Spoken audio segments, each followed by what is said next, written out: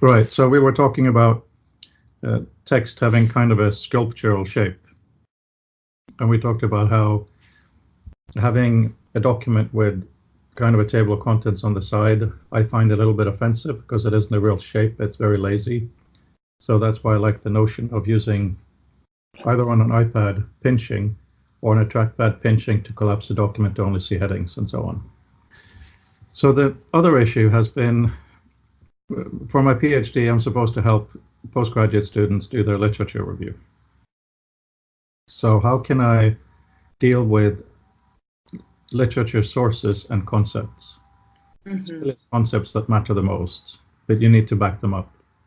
So looking at the citation sources, glossary terms, which is the same as concepts in this context, keywords and headings and so on, became really, really messy. And if you look at my blog, you will see back and forth of different ways of doing it, plus a fair amount of swearing, because I tend to think and write at the same time. So I have decided to do two things. One is a bit of a cheat, but that is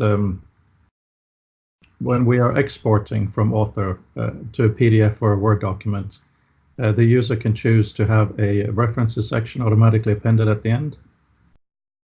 So it's supposed to look like a normal academic document.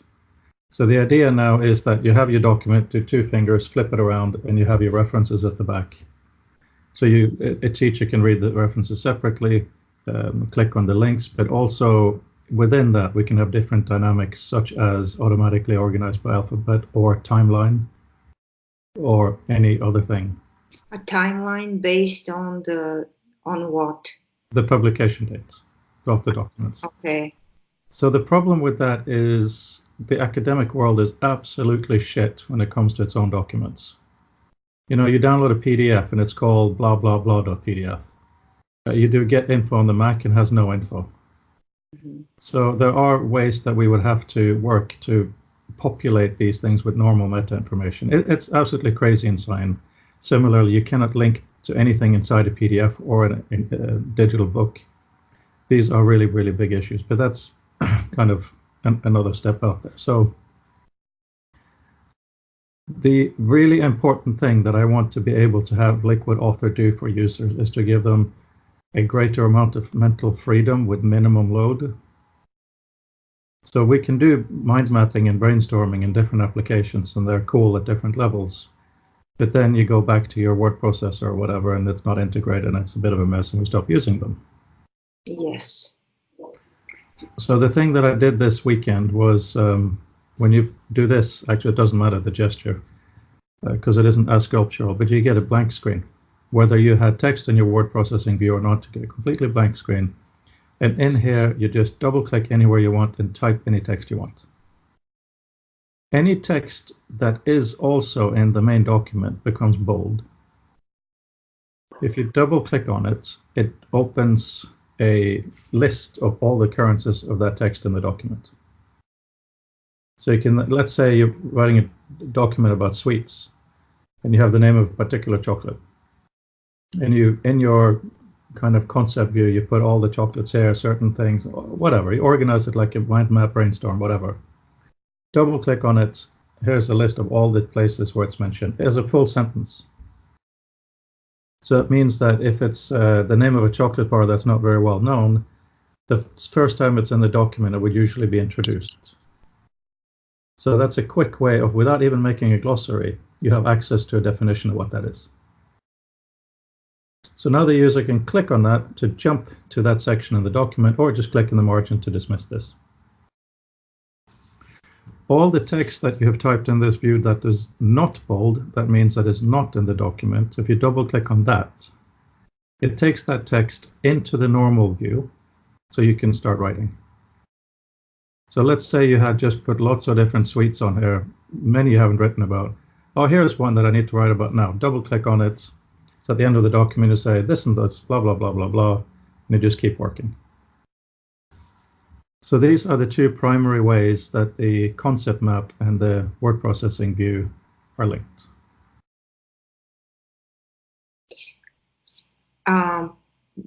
While you were talking about this, I was thinking about the concept you have developed, cost of interaction. Can you talk about this a bit? Yes. My close friend and hero and inspiration, Doug Engelbart, was all about let's make it powerful and then figure out how to make it easy to use. He was against ease of use. I agreed with him, but I come from a design background. You know, in Photoshop, I can do anything in 10 seconds because I know how it works, but it also, a lot of the tools kind of make sense. So I realized that just like when you walk, let's say you walk between home and office, whether you take transportation in the middle doesn't matter, but is it the case with you as well that strangely you don't follow the same route in both directions? One or two places, maybe you go around a building in another way or so on. It's a strange thing, and what I mean by that is when you are mentally looking at your goal from one place, what's in front of you, the buildings, the park, whatever, kind of forces you in a specific direction. When you reverse that, it's not the exact opposite, it's different. So it means that, you know, you're thinking about things, you're busy, you're not going to stand there and plan your route. If it's important, you may use your GPS on your phone or whatever. But it's the same with work. If you have a tool or a capability that requires consciousness, you're screwed, unless it's something that is very different and very important. And I think Doug would have agreed with this because he had the illustration of someone skiing downhill. If you don't have instant ability to maneuver, you fall. So that's what I mean also by the cost of interaction. For instance, of the two tools that I have, the liquid flow tool, have you used that, by the way? No, what is it? Can you tell me? Are you a Mac user? Yes, I am. Fantastic. Okay. Go to liquid.info, please download it. Thank you. Right. So what it does is this. It uses system services on the Mac. So that means that it is tied to a keyboard shortcut in almost any application. I've set mine up to be command space, but some people use that for the spotlight. But, so what it would be is, let's say I come across the word lemon anywhere, and there are no links or anything, but I want to look up maybe in Wikipedia to find out the origins of lemons, or maybe I'm wondering what the word, I want to look up the etymology of lemon, etc. Maybe I want to translate the word lemon to Norwegian, I don't know. The point is that with this tool, I select the word, keyboard shortcut, and then on the screen there's a bar. So the word lemon has been hoisted into that bar. So now it says lemon, and there are some options underneath. If I click on the references option, I can then do Wikipedia, etymology, and so on. So if I want to do the etymology, click on that, it opens up in a web browser. The cool thing is all of these have keyboard shortcuts connected. So for instance, once I've done the keyboard shortcut to get this bar, I could do R for references and then W for Wikipedia. Turns out I have stolen this idea from Doug. Because in Augment, it's the opposite. You type in the commands, but if you don't know what you should type next, you do question mark, it'll show you all the options. In this system, if you're very fast, you don't need to ever see the menu, but the menu kind of comes up as a follow-up. It is a tool that has gotten absolutely amazing reviews. Once you start using it, I think you will find it is very, very strange to not have them. Because it gives you, after a little bit of training, instant access to over 300 different resources without the author having to give you anything. So it means that, well, for instance, one of the commands it has is Google reverse image search. So if you're on Facebook and there's one of those ads that, not ads, but messages, political messages, that's a little dodgy, you select that plus a little bit of text just so the tool can work, and you do SR, which is search, and then Google reverse. You wait a little bit because it has to upload the image, send it to Google, comes back. It'll tell you where that image first was used. So when I see friends who post fake news, and within 20 seconds, including waiting for the download and everything, you can have it verified, I get really annoyed. To use the tool in itself on a normal thing, not with an image, it literally takes half a second because it goes into your hands very quickly. So that's what I mean. It is very, very important to give capabilities, but you have to operate subconsciously, because I think, and I haven't found research to substantiate it, but once you have to make an active choice, that's a lot of sugar you're burning. The brain has a limited amount of energy to make choices throughout the day, which is why many successful people wear the same clothes every day. So if you have a tool that is so easy in your hands, that gives you so many options, then it's much closer to skiing. You don't question whether you're going to go right or left or lift your leg, you just do it. Mm-hmm. If you're searching, does that search through Google's search? Any search engine you like, but the default is Google. Mm-hmm. Mm-hmm. Every once in a while, I get an email from Google telling me to cease and desist because it's a machine search and it's illegal. Then I have to go and show them the earlier emails I have from their lawyers because of my work with Windsurf, that it's actually fine, and they go away again. So there's one due any day now. But it is just a way to send them a search, so they really should be happy with it. Yeah. Okay. I want to go back to the flow you mentioned in author, and to the way you described how you structure your literature review, for example. What is really important for me when I'm writing is to be able to somehow show my way through a concept, my physical way through reading things. That's why I asked about timeline. I somehow imagine that it's a timeline of discovering things. And I think that's another interpretative route to understanding. And a lot of mess will be saved if we can show what we read, when we read it, and how we built our concepts. Because otherwise, it's really messy. I completely agree with you. Mm-hmm. There's a guy, I'm not going to waste your time by looking him up now, but he's building a mimics. And he is doing a lot of life storing of all kinds of things digital in his life, where he's driving and everything. He will also be in the book, so I'm sure you can find him on that page. Really, really brilliant guy. Within what I'm doing with author, I have many, many dreams. What you're talking about here is one of them. Because a few years ago, my teacher from university, Ed Leahy, whom I studied with, well, anyway, a very long time ago, we had a kind of discussions around this, and he is very, very, very clever. But he kept saying that GPS is so amazing. And I was saying, we're talking about text. There is no inherent GPS coordinates in text. Decided this man is very clever. Even though he's not very technical, there's got to be something behind this. So then I realized that what we do have in a lot of text is time. Exactly the reason you're talking. And then we can do absolutely amazing things. Here is a really badly written blog post. What was the weather like that day?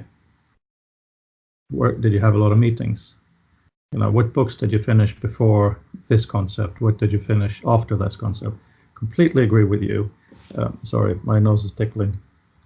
These are things we need to invest in. We also need to invest in, on the educational side, on an iPad version, which we will do again, is measuring the room as much as we can, the noise level, the light level, how frequent and how long the individual reading sessions are, all in proximity to other students, all to be properly used within consent for a lot of students, because I'm a teacher by nature. I've been doing teaching and I will be doing it again.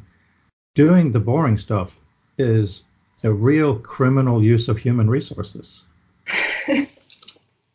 Right? You have a human teacher dedicated to X amount of students. They don't get to see the students much because they have to do things like grading. Yes. So in author, what I've discussed with my Russian friend Timur is, when you publish, as an export your document, I call it publish, there are some modules you can choose to have on or off. This doesn't exist, but this is what we want to do. One of them is basic grammar and spell check. It should report to you the level of writing. Whatever modules, whatever APIs, whatever libraries are out there, you should be able to plug it in. Also plagiarism check. to find out if there's anything you have pasted without realizing you haven't cited it. Mm-hmm. And the final one that Livia Polanyi mentioned, which was really brilliant, is to have a text summarization engine for the author. So the author can say, does a machine summarize the document to say what you want to say? And the thing that I added, because this was a great dialogue and I remember everything about it, was hang on, if this summary has more than a couple of sentences, if you click on a sentence, it should only open the parts of the document that contributed to that sentence. So if this summary is wrong by intention in some areas, you should be able to edit just those areas. So now you've gone through, you published your document to your teacher. Your teacher's version of author has exactly the same modules working on imports. So if you were lazy or if you didn't do it, the teacher can get just a screen that says, this has a reading level that's way below expected. Plagiarism is certain percent. The teacher can choose to open it or just reply back with, seriously, you can do better, this is the report.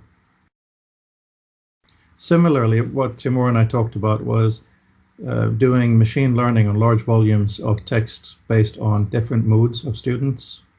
So for instance, if we know certain students are depressed, we learn that. So when you then get this spreadsheet of documents on your computer as a teacher, the coloring of the documents will reflect the student's mood so that you can get clues about what's going on with certain people. It can maybe cluster the documents by what's other students spend their time around. So of course, this is for younger students, and of course it's an invasion of privacy. But it's only the kind of invasion of privacy a really good teacher with the time and resources would do anyway. So if it's done in an open way with involvement from the parents, it can save a lot of time, have a lot more face time, human face time for the teacher students, and get a lot of crap out of the way. I like the way you put text within its broader so-called outer textual elements. Do you understand what I mean? I do. Okay, let me give you a tiny bit of philosophy. Is that a good point to do that? Yes, sure. Okay. In 1991, I was studying advertising. I was a Mac user, as I am now, thought Windows was bad. Was out driving one night. It was stormy, lightning storm. I realized, holy shit, Mac and Windows are both awful. So I decided to spend my life trying to improve that stuff. First 6 months was to make a definition of information, because that's the stuff that computers use. My working definition became something which is useful for someone or something in some way at some point. So that reflects exactly what you said. It has to be useful. Text in and of itself is nothing. Okay.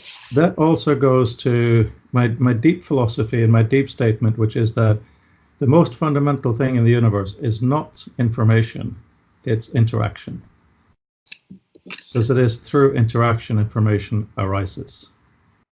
I've run this past a few famous physicists and they all agree with me, so I'm very happy about that. So if you then extend that into the layers of our work, it becomes very self-evident that to give richer interaction to the user of the text becomes a natural and important thing to do.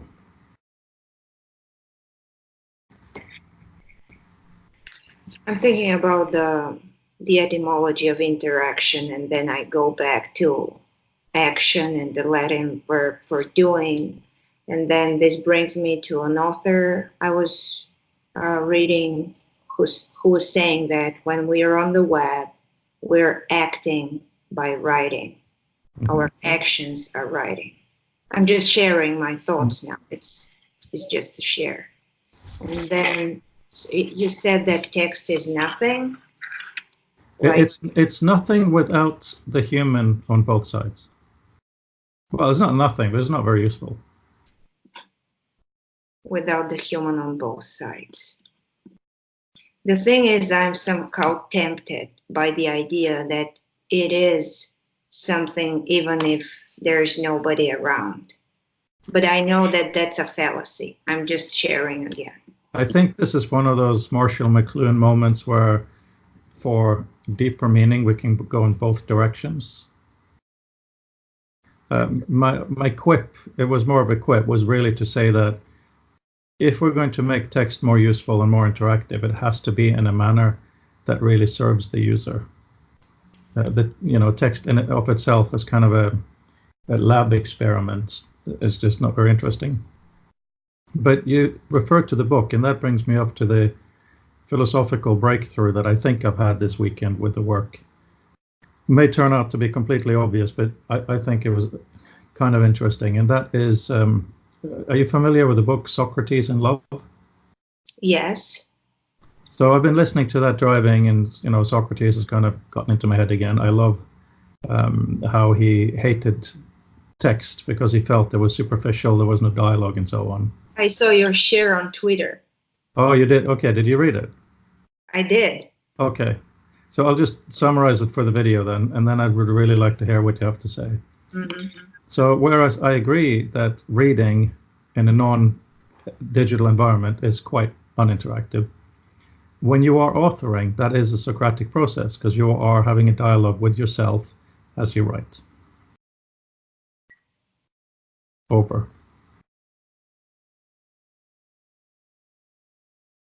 As in over to you.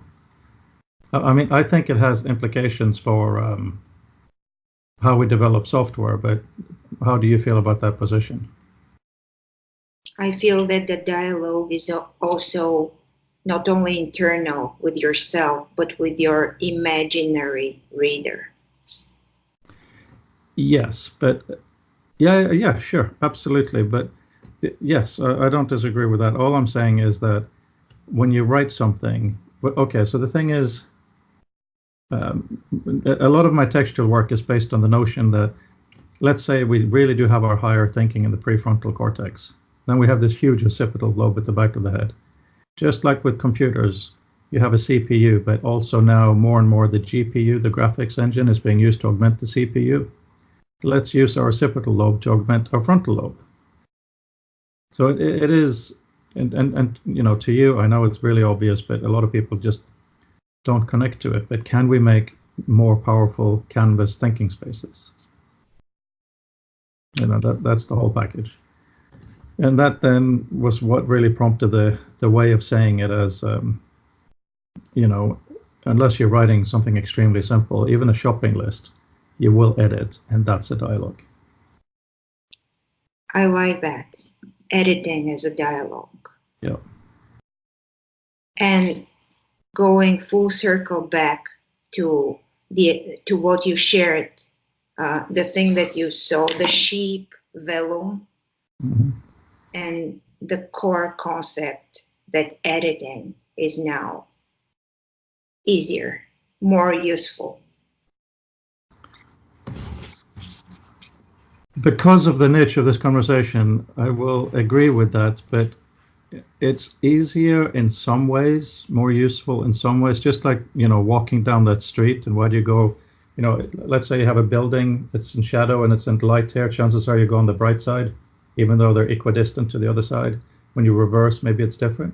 Tiny little nudges, right? The tools we have in our word processors, the way you can view it, the way you can either use a template or not, all of these things make some things easier, some things less likely to be noticed, etc., etc. Mm-hmm. So developing these things is not, as my good friend Ted Nelson, he has whole worlds imagined in his head. And yes, he is a genius, but when it comes to implementation, things change and that gets tricky. I am fully aware of my limitations. So I have some dreams that are here, but they're really vague, I know. We need to step into the forest, make a map, and then keep going. That's why with the dynamic view and stuff, I think it makes sense, but until, I can do this, I don't know. Is there something I didn't ask you or you want to share? No, I think we covered, from my perspective at least, but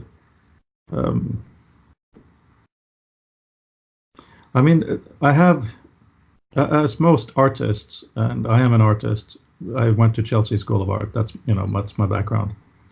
But of course, I have tendencies of manic depression up and down. Thankfully, my life generally now is 90% or 99, I could say, up, manically up. Super happy, most wonderful wife and child. Everything's wonderful. But the 1% is the blaseness of people either not caring or questioning what we do. I very often get, yeah, but isn't it more important to work on energy or organic food or war or hunger or whatever, or cancer? And I get really, really angry, even as an older guy. And I say, if someone was working on one of these things, would you actually tell them to work on something else? Why can't you let us get on with this? It really is upsetting. On my blog, there is a category called the why.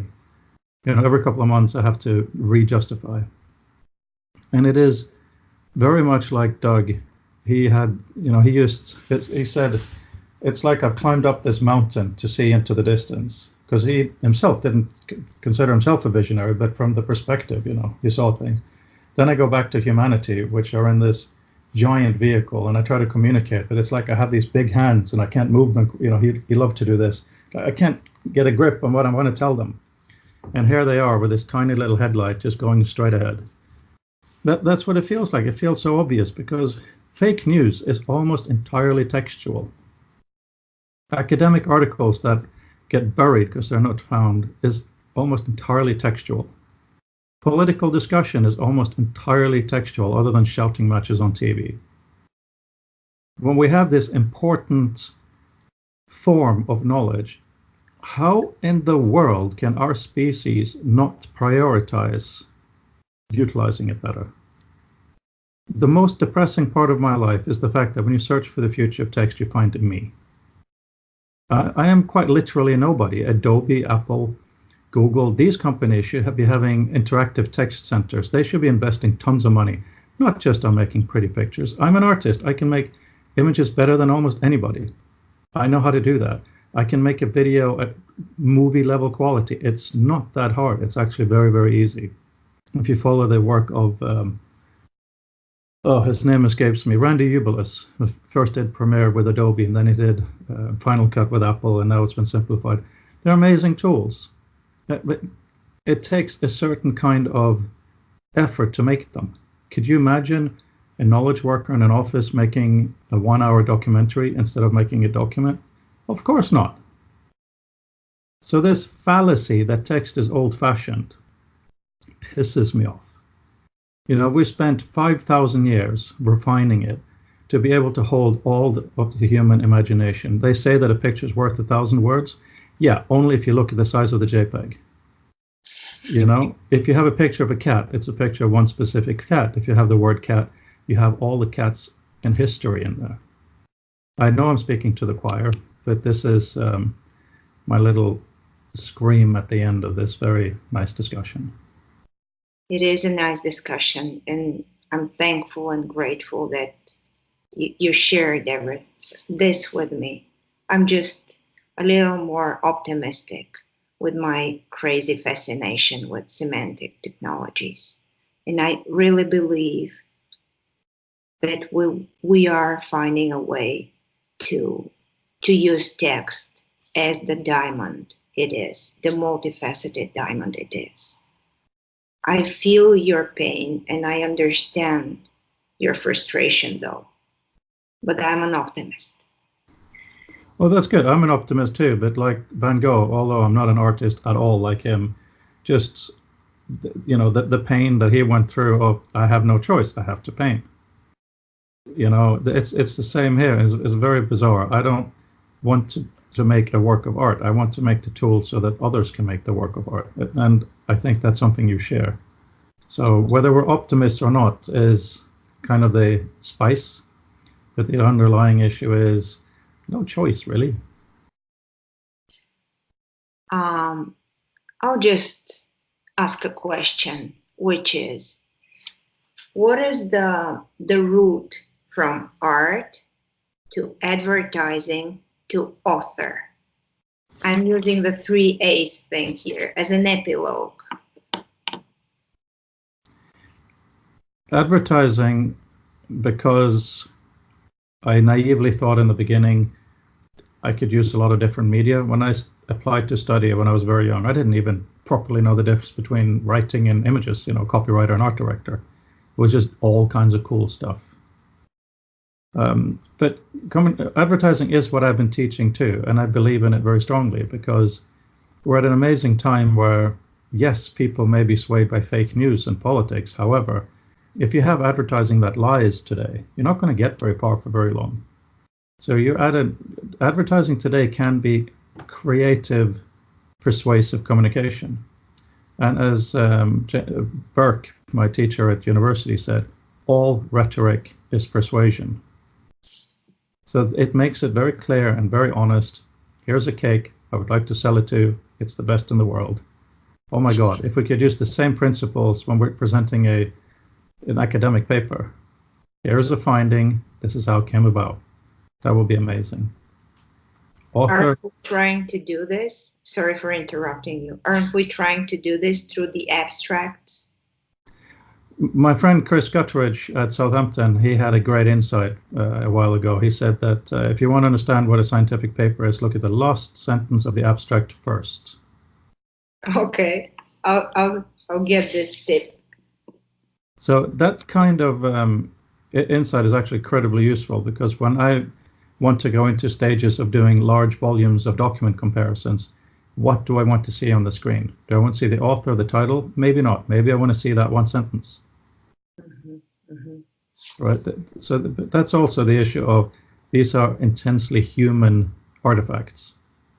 It's not data structures. It is the human side.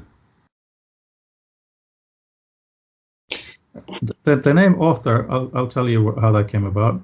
Doug's system was called Augment. Turns out that author and augment have the same etymological root of making something greater. And I also like the fact that Microsoft is interested in the word, Apple is interested in the page. This is interested in the person doing the writing.